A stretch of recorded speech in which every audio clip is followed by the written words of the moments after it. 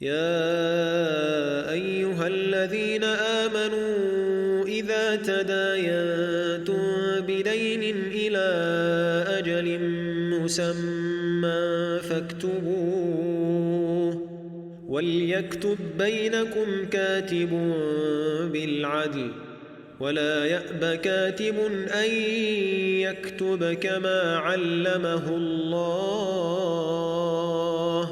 فليكتب وليملل الذي عليه الحق وليتق الله ربه ولا يبخس منه شيئا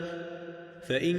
كان الذي عليه الحق سفيها أو ضعيفا أو لا يستطيع أن يمل هو فليملل وليه بالعدل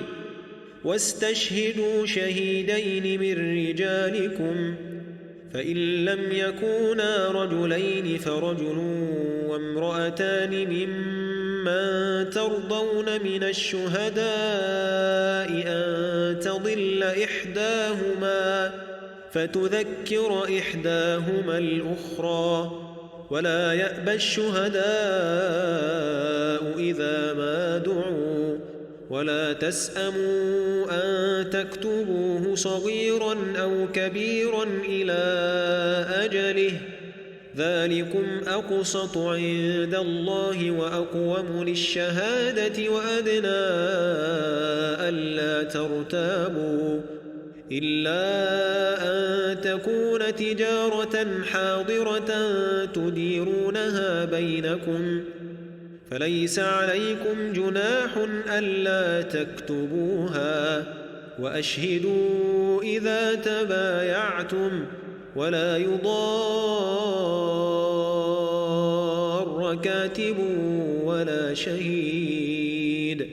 وإن تفعلوا فإنه فسوق بكم واتقوا الله ويعلمكم الله والله بكل شيء عليم وإن كنتم على سفر ولم تجدوا كاتبا فرهان مقبوضة فإن أمن بعضكم بعضا فليؤدي الذي ائتمن أمانته وليتق الله ربه ولا تكتموا الشهادة ومن يكتمها فإنه آثم قلبه والله بما تعملون عليم لله ما في السماوات وما في الأرض وإن تبدوا ما في أنفسكم أو تخفوه يحاسبكم به الله فيغفر لمن يشاء ويعذب من يشاء والله على كل شيء قدير آمن الرسول بما أنزل إليه من ربه والمؤمنون كل آمن بالله وملائكته وكتبه ورسله لا نفرق بين أحد من رسله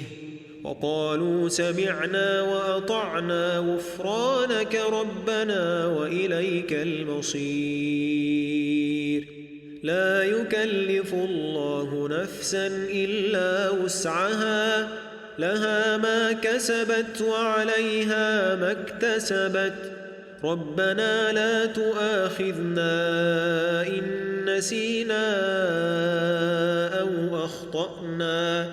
ربنا ولا تحمل علينا إصرا كما حملته على الذين من قبلنا ربنا ولا تحملنا ما لا طاقة لنا به